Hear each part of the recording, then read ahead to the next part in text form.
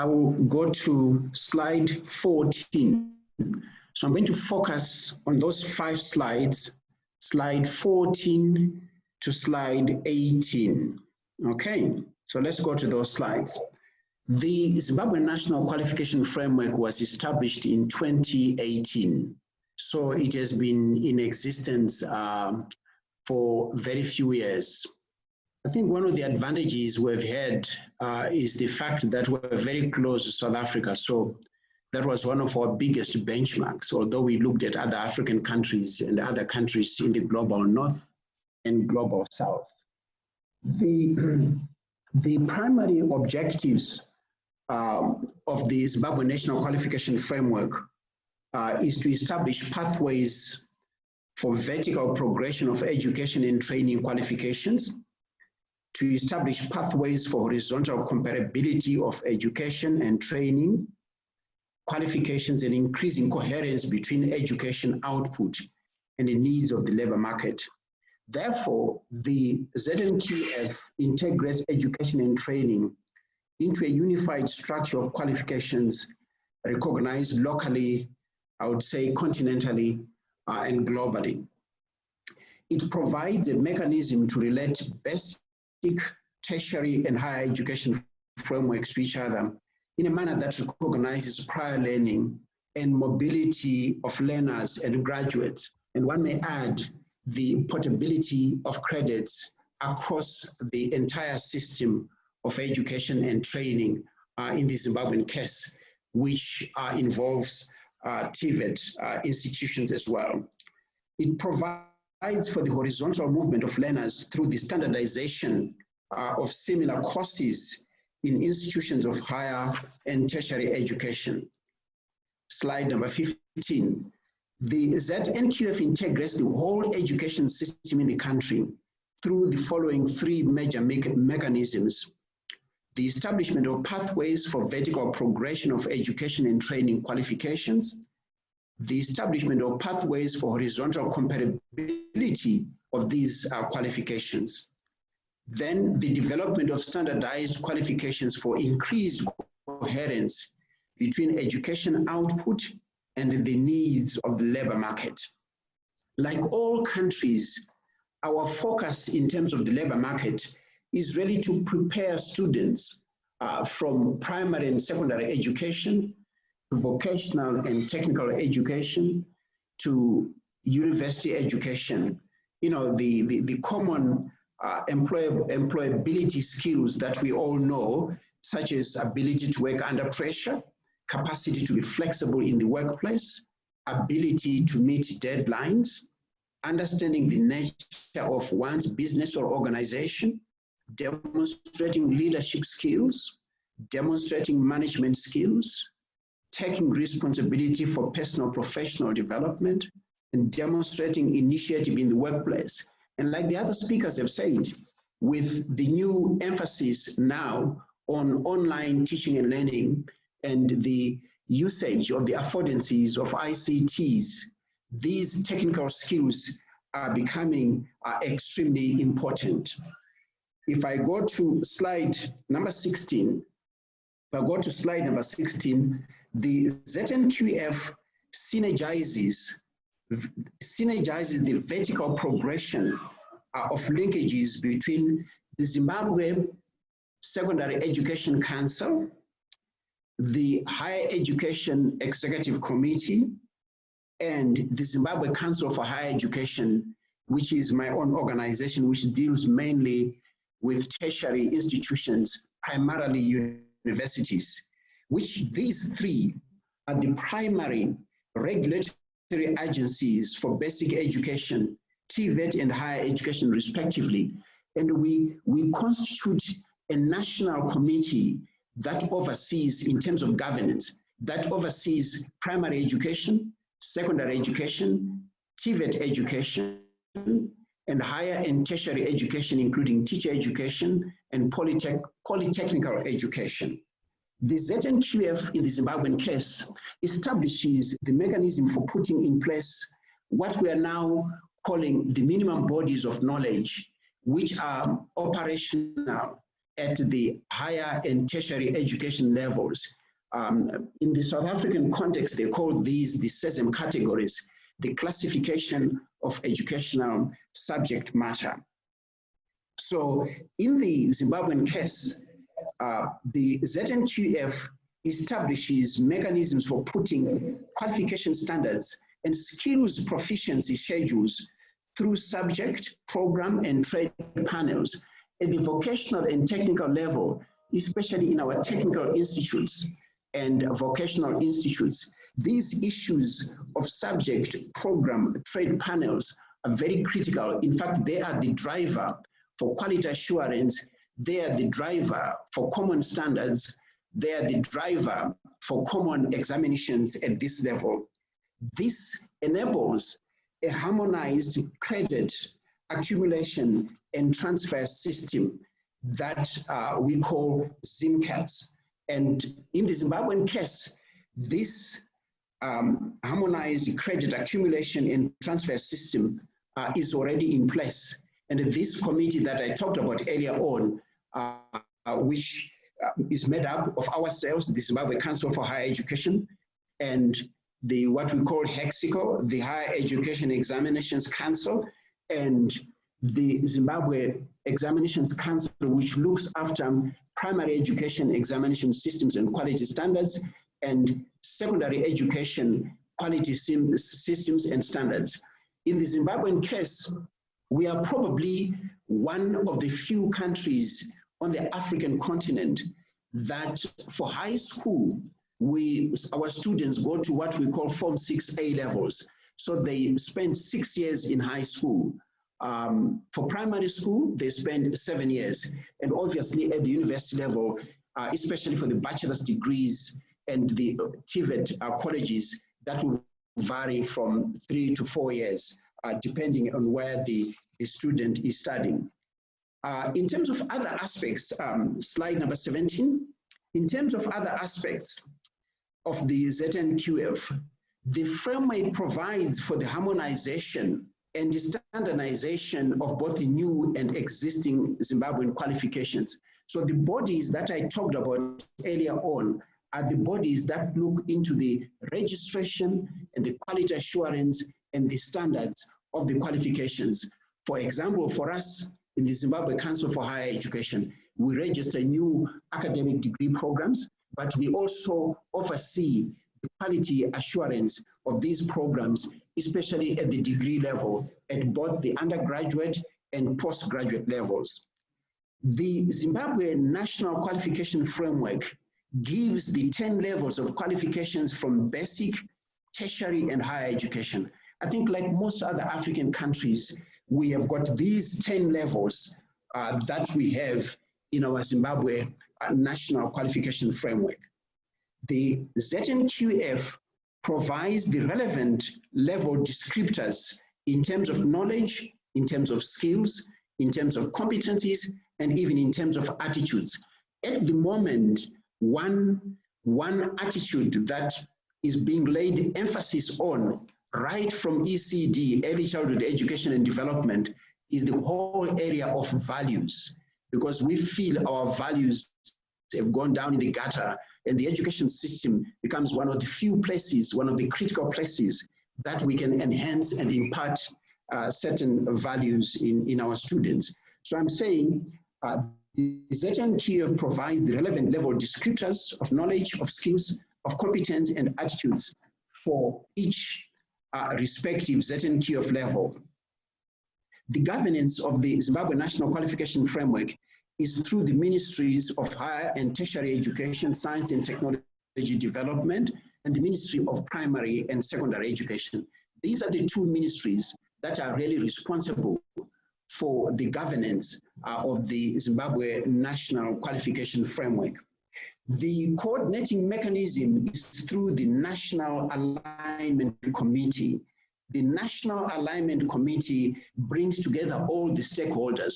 So if you were to say, what is the governance structure that ensures that the ZNQF is managed and directed and led properly? That structure is the National Alignment Committee, which brings together which brings together all key stakeholders in the education and training environment. Now, what I want to do is, I want to go to slide number 18, I hope it comes out clearly on the screen. The ZIMCHE provides a mechanism to relate basic, tertiary, and higher education frameworks to each other in a manner that recognizes prior learning and mobility of learners and graduates. The ZIMCHE achieves this by following three major mechanisms. The first one is the establishment of pathways for vertical progression of education and training qualifications. The second is the establishment of pathways for horizontal compatibility of these qualifications. And the third is the development of standardized qualifications for increased coherence between education output and the needs of the labor market. So if you look on that chart, we have got general education, which starts from primary education, then secondary education, which we call ordinary level. Of course, we got influenced by the British education system. And then we've got our advanced level. So the advanced level is 2 years. The secondary education is 4 years. And the primary education is 7 years. Our system, much to the chagrin of educators like me, is exam-driven. So at primary level, the grade 7, the kids write an examination which they pass or fail, and determines literally who goes to high school. At the high school level, they write ordinary levels after 4 years, and the pass rate for educators like me is very disappointing. And then they then go for 2 years before they go to university. That's what we call our advanced levels. And they write a public examination as well. So you can tell the kind of crisis that we are in because of the deleterious impact of the COVID-19, where most of our kids have not been in school since March. And this is the period our kids in grade 7, in Form 4 to finish secondary school, and A-level are writing exams. And again, for educators like me, it's not a good time at all. Then the next is the TVET. The TVET, it starts with National Foundation Certificates, Skilled Worker Class 3, National Certificate Skilled Worker Class 2, National Certificate Skilled Worker 1, and then it goes to Higher National Diploma, then a Bachelor of Technology, a Master of Technology, and even a Doctor of Technology. So that's the TVET strand. Then the higher education strand, it obviously starts with certificates, diplomas, advanced diplomas, and this is generally offered in the universities. And then the general degrees, then honors degrees, the master's, postgraduate diplomas, and certificates, and then finally a doctorate.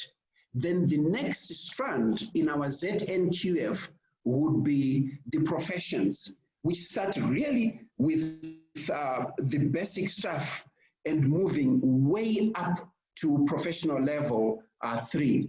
So in terms of the ZNQF level, for instance, our primary education is level 1, our secondary education is level 2, our advanced level is level 3. Then the national certificates are level 4, 5, and 6. And our higher education diplomas is level 6. The general degree starts at level 7, going up to level 10, which is our PhD in that order. So in a nutshell, colleagues, that's a summary of the Zimbabwean national qualification framework. But like in all other systems, we depend on our level descriptors, starting obviously with the PhD, which obviously, like in any other systems, the type of occupation is either a doctor or a researcher, and it's cutting-edge research. The descriptor is cutting-edge research and creation of new knowledge in the development of the study. At a master's level and postgraduate, it's obviously the expert specialist, and the descriptors range from mastery of knowledge in the field of study, to function within a wide ranging area, and in terms of independence of that particular individual to operate wherever they have to. And then our level 8, which is the honors degree, we are looking for a descriptor such as methodological comprehension of strategic facets in an area of specialty, going down to work within a wide-ranging self-sufficiency. Then the general degree, which is level 7, we are really looking for comprehensive knowledge in the area of specialty, going right down to applying recognized tenets, coding for a wide range of information to work out challenges in diverse workplaces. And the higher national diploma, like in most countries, the descriptors will range from work within wide-ranging self-sufficiency to work within wide range of structures and a specific self-sufficiency area. So I just want to end by really emphasizing the governance structure, that the governance structure of the Zimbabwe National Qualification Framework is part and parcel of two other bodies, as I mentioned earlier on. My own organization, which deals with quality assurance, registration, and accreditation of universities, or even de-accreditation of programs and universities, the Zimbabwe Council for Higher Education. Then the body that we call the Higher Education Examinations Council, which really looks deeply at the issues of polytechnics, vocational and technical institutions, independent institutions, etc., etc. And obviously the body that looks at primary and secondary education, and the focus is obviously on primary, secondary schools and non-formal institutions that deal with these institutions. So that's the governance structure in the Zimbabwean case. And for me, I think that's really the most important item that I thought I should talk to you about. So what I'll do, Erica, what I'll do is let us go straight to the last slides that I want to talk to. Let us go to slide number 19. Slide number 19. Thank you. Most of our universities in Zimbabwe have now established institutional quality assurance unit. All universities have a person in charge of quality assurance, and they've got these units to enhance public awareness of quality assurance in higher education. And this is now being appreciated in the country. And it has comparable quality assurance standards and guidelines are now in place in all our institutions of higher education. Some regional external quality assurance agencies now even consult our own organization in terms of quality assurance issues indicative of ZIMCHE's positive impact. One of the key developments in terms of our higher education system, and we've borrowed heavily from the American system and the South African system, is the development of what we're calling minimum bodies of knowledge across the entire higher education sector, that 80% of the content in terms of depth and breadth is the same. What differentiates our 21 universities in particular is the 20% that they can put whatever distinctive feature in terms of the form, content, and orientation of their programs. And we, as the Zimbabwe Council for Higher Education, are then responsible for ensuring the quality of these minimum bodies of knowledge and skills. Let me end by emphasizing the quality assurance issues and challenges. And I'm on slide 20, Erica. Quality assurance practitioners in the country have limited capacity to implement international best practices, whether they're from the African continent or from the global south in general or the global north. The issue of resources to build capacity for quality assurance personnel in higher education institutions is also a serious challenge. There is obviously limited expertise to harmonize current quality assurance practices and procedures across the sector. And like in all education institutions, especially the tertiary level, there is latent resistance from academics in terms of these kinds of innovations as far as curriculum reform is concerned, as far as governance structures are concerned, as far as accreditation systems are concerned. So there are plans to enhance quality assurance in higher education. On slide number 21, Erica, it is hoped that the harmonized standards and guidelines would further enhance the Zimbabwe Council for Higher Education's performance as a modern external quality assurance agency characterized by increased stakeholder confidence and trust in the work that we do, stakeholder satisfaction with our work as a quality assurance agency and provider, and the issues of accountability, transparency, which is a sine qua non for any successful external quality assurance agency. Like the speakers before me, I would like to end this discussion, this presentation, with the impact of the COVID-19. The impact has been felt seriously, especially at the primary and secondary schools. As an African country, our rural schools, like in any other African country, are not connected at all. So the teachers, the kids, the parents, literally have a crisis in their hands, which bilateral and multilateral organizations are trying very hard to assist as we move to online teaching and learning in these institutions. At the tertiary and university level, we did not have such a very big challenge because the issues of connectivity have not been very, very difficult to obtain within the context of the Zimbabwean scenario.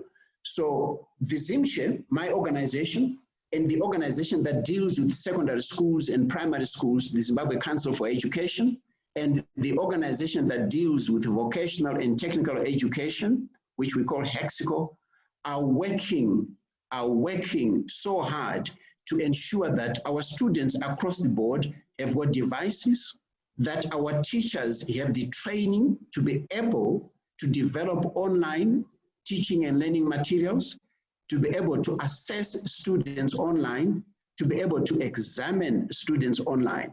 So this is part and parcel of what we are all involved in at the moment in terms of making sure that the Zimbabwe National Qualification Framework remains a very live and critical body within the education system in Zimbabwe across the board.